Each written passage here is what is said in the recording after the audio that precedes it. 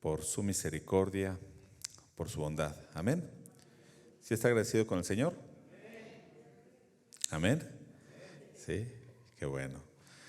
Gracias a Dios. Hermano, ¿qué haría usted? ¿Qué haría usted si va a ir a un lugar donde sabe que no es bien recibido, que lo van a tratar mal, que no van a querer que usted esté ahí? ¿Qué haría usted? ¿Iría? No va. ¿Tendría deseos de ir? ¿No? Bueno. Hoy estaremos meditando algo acerca de esto. Sí. Este mes estas semanas, no todo el mes, pero hemos estado meditando en el libro de Esther, ¿verdad? Y podemos ver cómo Dios obra. De hecho, hoy meditábamos en este pasaje que leímos al comienzo del servicio, y cómo ahora con el edicto dice que se regocijaban, que había llegado luz, y que muchos se convertían al judaísmo porque el temor de Dios había caído sobre ellos. Bueno, en el capítulo 7 dice Esther, le dice al rey de que guarde al pueblo judío porque la pérdida de ese pueblo sería irreparable para el reino. Y en este capítulo 8 nos muestra precisamente el nuevo edicto que va a hacer o que van a mandar para que el pueblo se pueda defender. ¿Sí? O sea, es una guerra inminente, es una batalla, aunque había regocijo, pero ¿por qué estaba el regocijo? Porque ahora ellos se podían defender. ¿Sí? Y no voy a hablar del libro de Esther. Usted dice, bueno, empezó con el libro hablando de Esther. No voy a hablar del libro de Esther. Pero son estas dos ideas que le dije. Una, de que si se perdía ese pueblo, dice, iba a ser irreparable esa pérdida. Y la otra, esta batalla, esta lucha constante. Pero no podía Dios permitir que este pueblo fuera aniquilado. ¿Por qué? ¿Por qué? Debido a un pacto que Dios había hecho con Abraham y que le había dicho que uno de sus descendientes traería bendición a todas las familias de la tierra. Entonces, ¿qué pasaba si ese pueblo era aniquilado? Pues ya no iba a haber descendiente de Abraham, o sea, no iba a venir el Mesías. Y Dios no podía permitir eso. Dios iba a cumplir su palabra. Sí o sí, Dios cumple su promesa. Aunque el hombre pueda tener los mejores planes, Dios va a cumplir esa promesa. El enemigo y el ser humano va a querer detener el obrar de Dios, el plan de Dios, pero no va a poder. ¿Sí? Entonces vamos a estar meditando esto. ¿Por qué?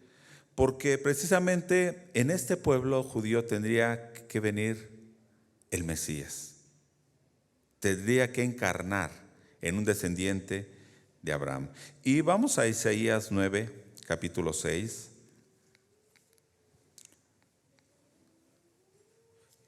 Isaías 9, capítulo 6. ¿Ya lo tiene?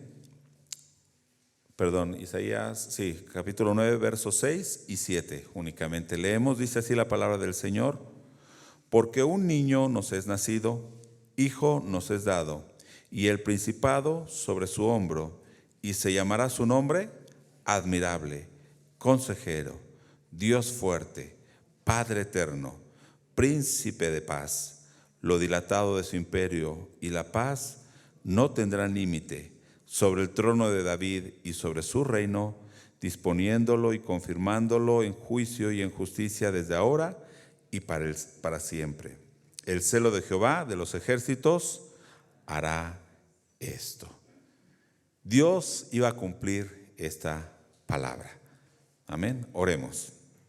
Padre, en esta hora ponemos este tiempo en tus manos para que sea tu Espíritu Santo hablando en nuestras vidas. Prepara nuestros corazones, prepara nuestros oídos, que nosotros también dispongamos nuestro corazón y nuestro oído a recibir tu palabra, pero no únicamente a escuchar esa palabra, sino que esa palabra pueda ser escrita en nuestra mente, en nuestro corazón, y podamos dar fruto de obediencia, oh Dios. En esta hora ponemos este tiempo en tus manos y también pedimos por los hermanos que estarán viendo esta transmisión o aún la grabación, que también seas con cada uno de ellos hablando a sus vidas. Oramos en el nombre de Jesucristo. Amén. Amén. Jesús es Salvador. Amén. Jesús es Rey. Y hoy hablaremos de esto. Esta palabra de Isaías nos habla precisamente de este nacimiento, de este niño que vendría. ¿Y se debe celebrar la Navidad o no debemos celebrar la Navidad? Y si la celebra, ¿por qué celebra usted la Navidad? ¿Porque es una tradición bonita? ¿Porque todo el mundo se desea buenas cosas? Ajá. Usted ve ahí en el Face o en los calendarios que le dan. ¿Y cuáles son los deseos? Espero que todo lo que tú deseas se cumpla, ¿cierto? Que todos tus deseos se cumplan. Imagínense que todos los deseos de cada persona se cumplieran. ¿Qué pasaría? Ajá. Bueno, si desea tener mucho dinero, bueno, puede ser eso, ¿no? Pero si usted desea que su vecino se muera, si usted desea que un país, por ejemplo, los presidentes, yo deseo que aquel país se destruya, ¿no? Ajá. El presidente de Rusia desea que Estados Unidos se destruya, el presidente de Estados Unidos desea que Rusia se destruya. Entonces, imagínese qué pasaría. Que todos tus deseos se hagan realidad. Y es lo que la gente pide en estas fechas. Pero ¿por qué no dicen espero que Dios cumpla su voluntad en tu vida? Porque a veces esa voluntad no es lo que nosotros queremos, ¿no? Bueno, algunos dicen, bueno, a mí me gusta esta fecha porque pues son buenos deseos, abrazos. Ajá. Me gustan las luces, las casas se ven muy bonitas con luces, entonces bueno, nos gusta convivir con la familia, ¿verdad? Ayer estuvimos unos hermanos, seguramente usted se reunió con algunos familiares, amigos. Y bueno, es bonito esa tradición. Pero ¿será por eso? Si usted celebra la Navidad por eso. Bueno, como sabemos, la fecha, en realidad no sabemos exactamente la fecha, el día en que nació Jesús. Pero muchos dicen, no sabemos, pero nos gusta celebrar este día. Al cabo no hace mal a nadie, ¿verdad? No hace daño a nadie que celebremos esta fecha. Yo escuchaba una persona que decía, no, sí la celebro, yo voy a poner mi árbol, voy a celebrar, porque aunque sé que no es la fecha, aunque sé que a veces hay cosas que vienen de las costumbres paganas, pero hay cosas peores. Entonces yo digo, ese argumento en realidad no es válido. ¿Por qué? Porque si yo hago algo porque hay cosas peores, imagínese, ¿no? Yo voy a hacer esto porque en realidad hay otras cosas que son peores. Entonces hago esto. Entonces no estoy diciendo que celebre o no celebre, que haga algo o no haga algo, sino que si ese es su razonamiento para celebrar, decir, sé que no es la fecha, sé que esto, sé que el otro, pero hay cosas peores. Siempre van a haber cosas peores, ¿no? Entonces, yo digo una mentira, pero pues hay cosas peores. Entonces, no hay problema. Yo engaño a mi esposa, pero hay cosas peores. ¿Será válido? No. Bueno, algunos otros dicen que en realidad es una victoria de Cristo. O sea, dicen, aunque esta celebración al comienzo era pagana, ahora se ha hecho cristiana, entonces es una victoria de Cristo. Pero usted pregunte así a la gente, o incluso usted, a su hijo, a su hija pequeña, pregunte que le diga un personaje importante de estas celebraciones, un personaje, igual allá en la calle, usted pregunte, ¿qué dirían? Un personaje, el primero que le venga a la mente, Santa Claus, o los Reyes Vagos, ¿no? Ajá. Si esa fue la respuesta que le vino a la mente, entonces yo creo que no es una victoria. porque alguien más está ocupando el lugar del que debería estar celebrando. Vea usted una película de Navidad, cualquier película de Navidad. ¿Quién va a aparecer? Santa Claus. ¿Y Jesús? Rara la vez. Alguna película muy cristiana aparecería Jesús. Pero Santa Claus no puede faltar. Entonces Santa Claus está usurpando un lugar que no le corresponde.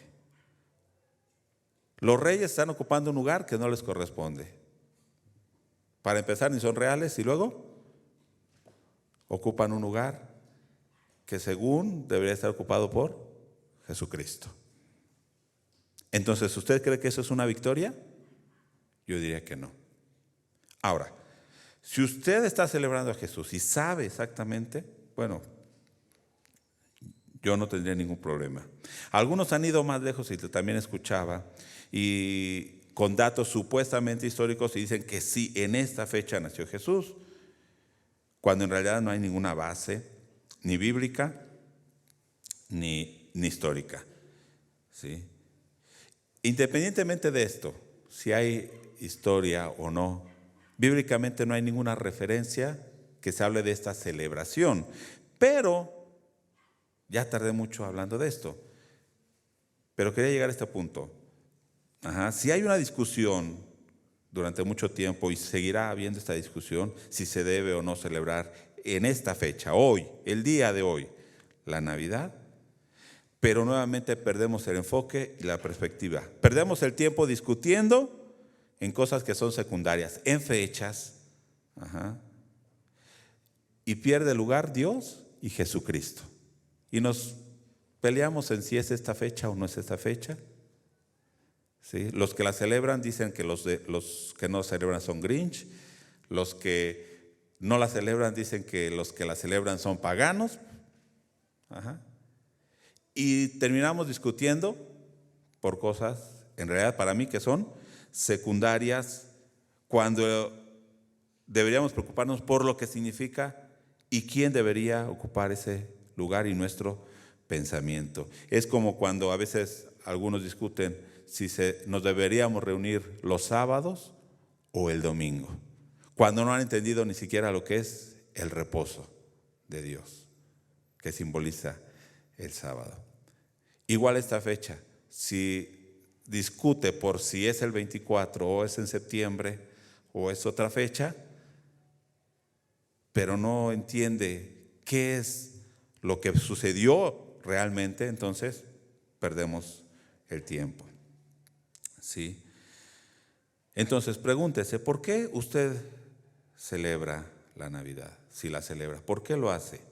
Y si la celebra, ¿cómo debería celebrarlo? ¿Cuál sería la razón de que Cristo haya nacido?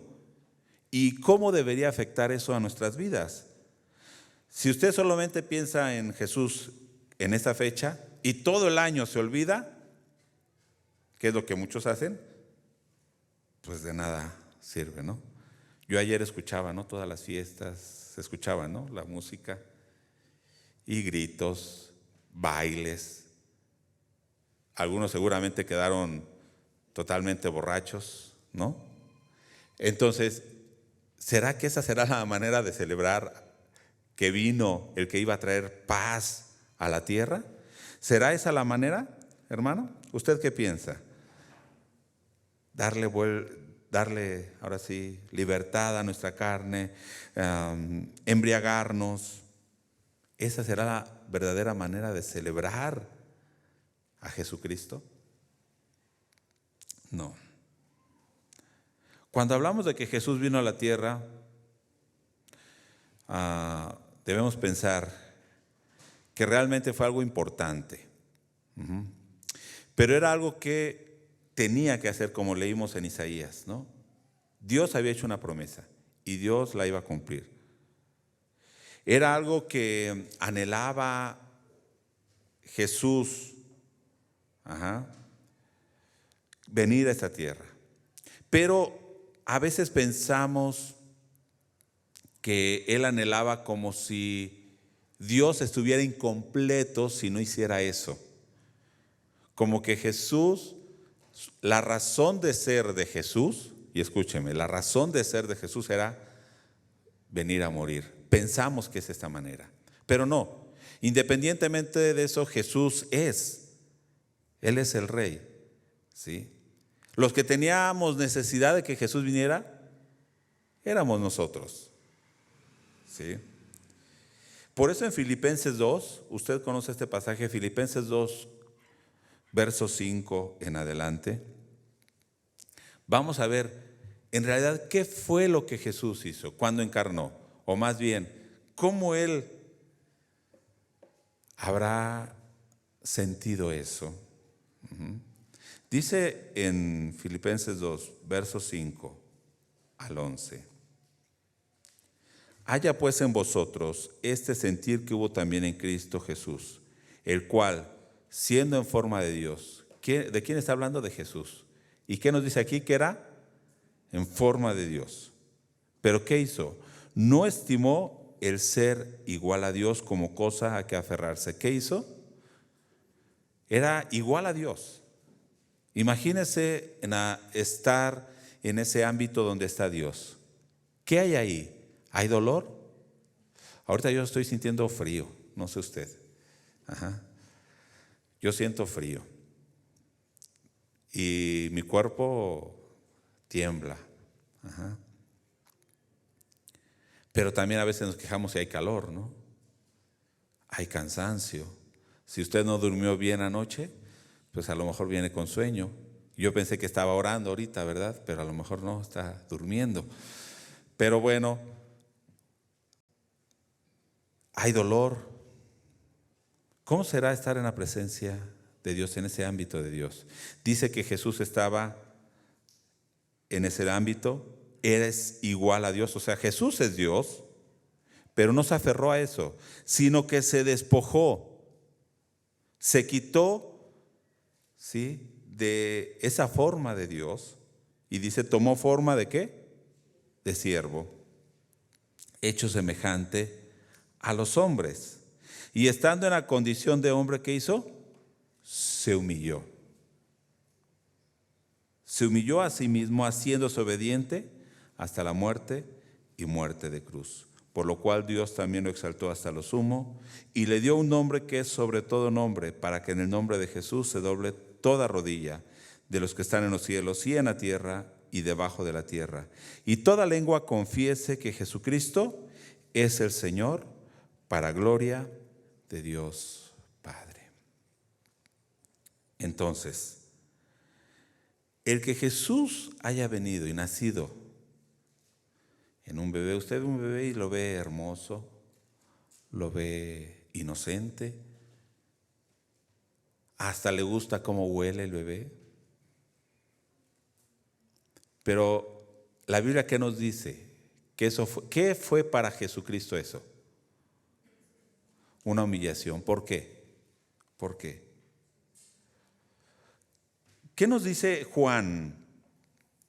Juan 1, no vamos a ir ahorita, pero después lo vamos a leer. Pero ¿qué nos dice Juan 1? Que Jesús es el creador de todo lo que hay, ¿cierto? Jesús es el creador.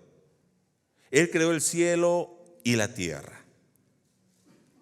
Y se humilló haciéndose un bebé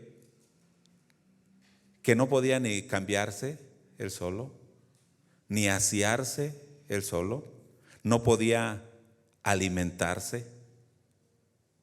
Tuvo que aprender a hablar como cualquier otro bebé. Cuando creemos que Jesucristo es 100% hombre, nos referimos a eso. Él nació y no es de que el bebé Jesús hiciera así, pum, y había magia, ¿no? ¿Tengo hambre? Pues aquí aparece mi biberón y ya. ¿Sí? No. Fue un bebé 100% hombre.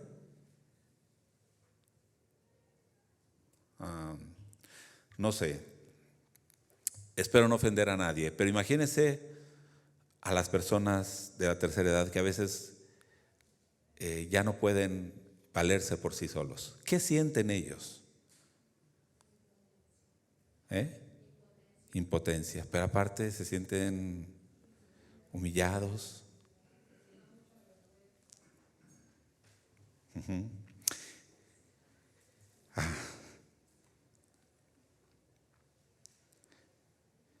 Piensen esto, Jesús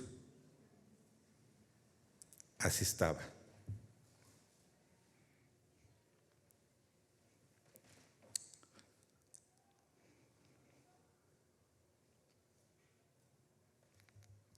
Se humilló por nosotros.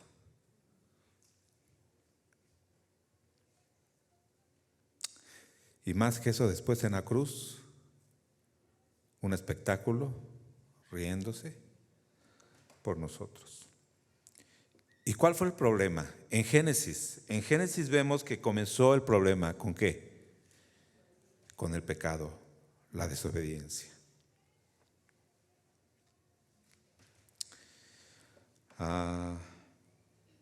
Porque el pecado nos dejó a nosotros sin la posibilidad de poder acercarnos a Dios, sin la posibilidad de tener comunión con Dios. Nos separó de Dios el pecado. Y por eso en Génesis 3, Dios, cuando le está hablando a la serpiente, le dice: voy a poner enemistad entre ti y entre tu simiente y la simiente de la mujer. El descendiente de la mujer, que ¿a quién se refería? A Jesucristo. Y Él te va a vencer. O sea, tenía que venir a nacer en un cuerpo humano. Y por eso en Mateo, vamos a Mateo 1, 18.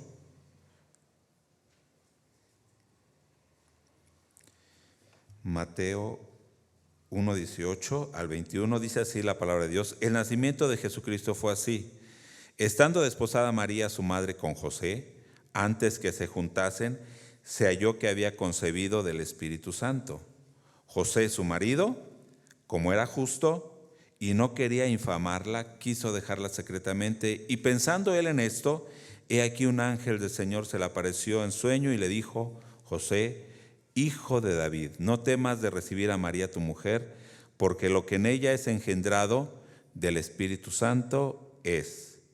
Y dará a luz un hijo y llamará su nombre Jesús. ¿Por qué? Porque él salvará a su pueblo de su pecado. ¿Cuál es la razón por la que Jesús haya venido a nacer? ¿A salvarnos de qué? Del pecado. Normalmente decimos: vino el Salvador, nos salvó. Qué feliz todos, ¿verdad? ¿Sí o no? Pero había un problema. ¿Cuál era el problema? El pecado que estaba en nosotros. ¿Sí? Y a veces no pensamos en eso. Hemos cantado aquí esta canción de Marcos Vidal, ¿verdad? Nació como un bebé pequeño, nada más.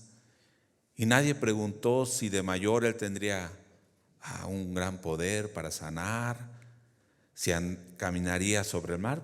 Pues era un bebé, como cualquier otro.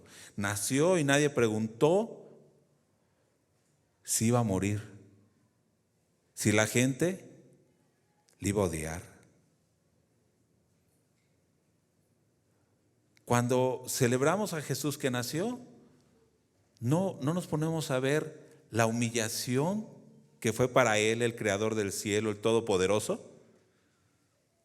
En ese momento, ser un bebé, vamos a decirlo así, indefenso. Pero el problema fue precisamente, y a lo que vino fue a salvarnos de nuestro pecado, de su pecado. ¿Sí? Ahora sí vamos a Juan 1. Este pasaje es muy conocido. En el principio era el Verbo. ¿El Verbo quién es? Jesucristo. Y el Verbo era con Dios, o sea, estaba con Dios, pero a la vez el Verbo, ¿qué dice? Era Dios. Jesucristo estaba con el Padre, pero también Jesucristo es Dios. Todas las cosas por Él fueron hechas. Sin Él nada de lo que ha sido hecho fue hecho. ¿Sí? ¿En quién estaba la vida? ¿Nos dice ahí? En Cristo. O sea, en el Verbo. Aquí todavía no nos ha dicho quién es, ¿no? Está hablando del Verbo, del Logos. En Él, en el Verbo estaba la vida. Y la vida era la luz de los hombres. Sigue diciendo, la luz en las tinieblas resplandece y las tinieblas no prevalecieron contra ella. Después en el verso 9, aquella luz verdadera que alumbra a todos los hombres venía a este mundo. Ese logos que estaba con el Padre, que creó todas las cosas, ¿qué hizo? Venía a este mundo. En el mundo estaba, ya dice, nació, y el mundo, todo el mundo por él fue hecho, pero el mundo no le conoció. ¿Sí? A lo suyo vino y los suyos no le recibieron. Algunos dicen que se refiere al pueblo judío. Puede pensarlo de esta manera, pero también está hablando, dice que Él creó todas las cosas y en realidad el mundo es de Él, toda la humanidad es de Él. Y Él vino a este mundo, pero el mundo no le recibió. Mas a todos los que le recibieron, a los que creen en su nombre, les da la potestad de ser hechos hijos de Dios. Y aquel verbo, ¿qué dice? Fue hecho carne, nació Jesús y habitó entre nosotros. Y vimos su gloria, gloria como del unigénito del Padre, lleno de gracia y de verdad. Hermano, era necesario que encarnara. ¿Por qué? Porque era necesario que Jesús viniera y tomara ese cuerpo, se humillara, se despojara de su gloria. Nos lo dijo Filipenses, ahora también Juan. Ese verbo se hizo carne, pero el mundo no le conoció. Era necesario, porque Dios había hecho un pacto con el hombre desde Génesis y le dijo, voy a mandar a un descendiente de la mujer que te va a vencer, le dijo a Satanás. Porque el hombre era incapaz de cumplir todas las exigencias del pacto con Dios. Fue infiel ¿cuándo? Una y otra vez. El hombre fallaba una y otra vez. Pero ahora Jesucristo como hombre, como representante de la humanidad, ¿qué hizo? Pudo satisfacer y cumplir todas las exigencias del pacto.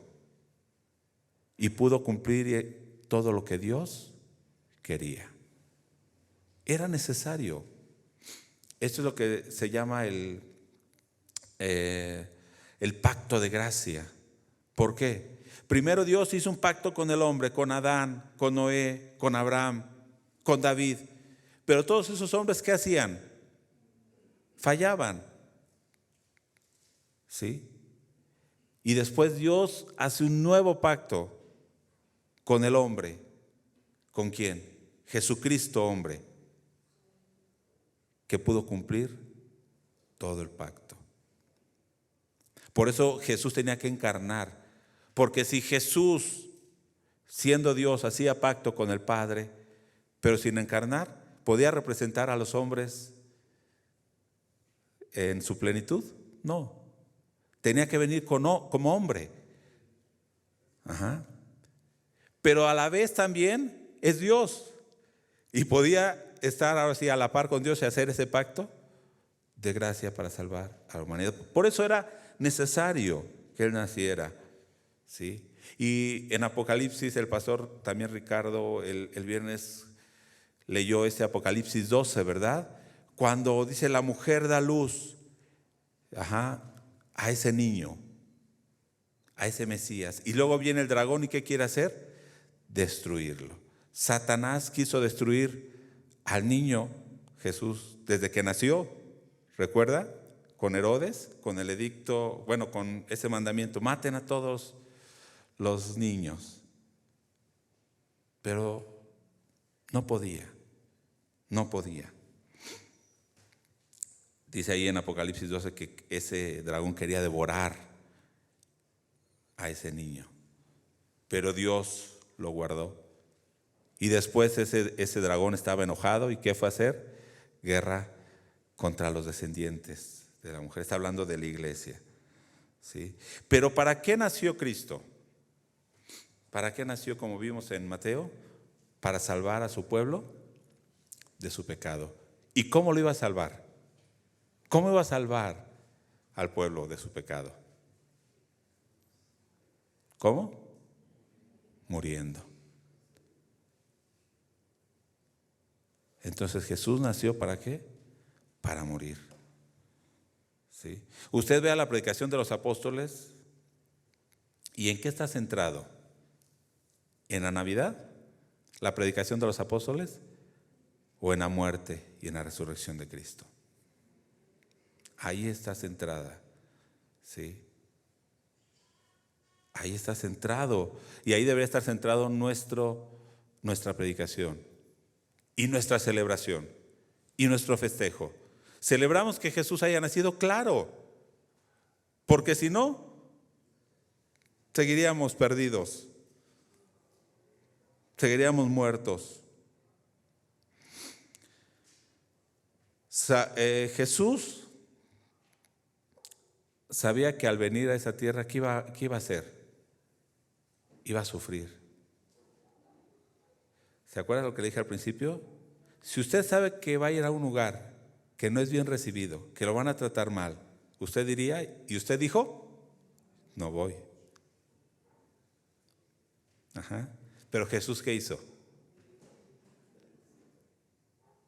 Él vino. Sabía que iba a ser rechazado. ¿Cierto o no?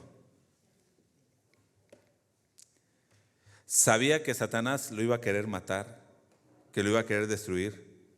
Es más, sabía que lo iban a matar los hombres, que lo iban a crucificar. Pero estuvo dispuesto, como nos dijo Filipenses, a despojarse de su gloria y a hacerse obediente hasta la muerte y muerte de cruz, para cumplir la voluntad de Dios, para cumplir su propósito de salvación. Por eso estuvo dispuesto. Es muy importante que Jesús naciera, porque si no, hermanos, seguiríamos perdidos. Pero es más importante que Jesús, a través de ese nacimiento, Él sabía que iba a venir a morir para pagarnos nuestra deuda.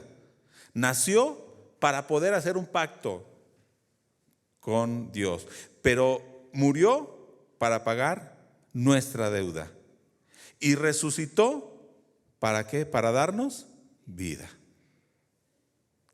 No podemos separar una cosa de la otra. Ajá. Si no, estaríamos aún muertos en nuestro delito y pecado. Entonces, cuando usted celebre Navidad, recuerde que Jesús se humilló. ¿Por qué?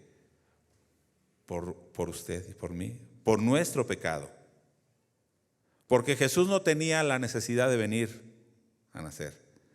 Nosotros teníamos la necesidad de que Él naciera por nuestro pecado. Ajá. Es muy importante, hermanos, sí, que haya nacido. Pero también es más importante que realmente haya nacido en ti. Y si no ha nacido en ti, ajá, ¿de qué serviría? ¿En qué te afectaría a ti? Entonces, te puedes dar cuenta que se humilló, y piénsalo ahora en primera persona. Se humilló por mí, por mi pecado, se humilló por tu pecado, ¿sí? Por causa de tu pecado. Ajá. Pero a través de esa obediencia, nos dijo Filipenses, Dios lo exaltó hasta lo sumo y lo hizo rey. Muchos reciben a Jesús como Salvador. ¿Cuántos lo han recibido? Amén. Pero hay muchos que no quieren recibir a Jesús como Rey y Señor. El Evangelio no es Jesús Salvador, es Jesús Salvador y Rey y Señor. Sí nos salvó, pero ¿para qué? Para que nosotros ahora estemos bajo su soberanía. No es para que ahora nosotros vivamos, ¿cómo les podemos decir? Hay quienes piensan, ¿no? Ya los bautizaron, ya quedaron limpios, ya quedaron salvos. Ahora sí, a darle vuelo a la hilacha, a vivir y hacer lo que querramos. No.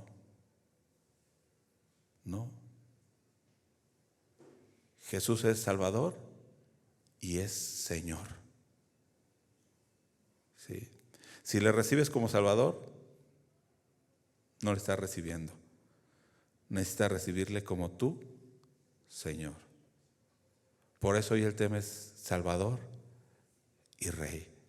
Jesús vino, sí, para salvarnos, pero a través de esa obediencia dice que Dios lo exaltó hasta lo sumo, para que en el nombre de Jesús se doble toda rodilla. Todos reconozcan que eres el Señor de señores. ¿Le puedes reconocer?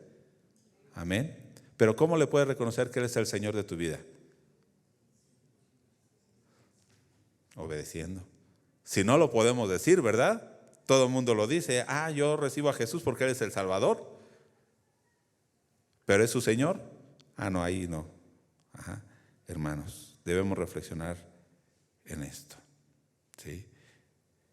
Póngase en pie.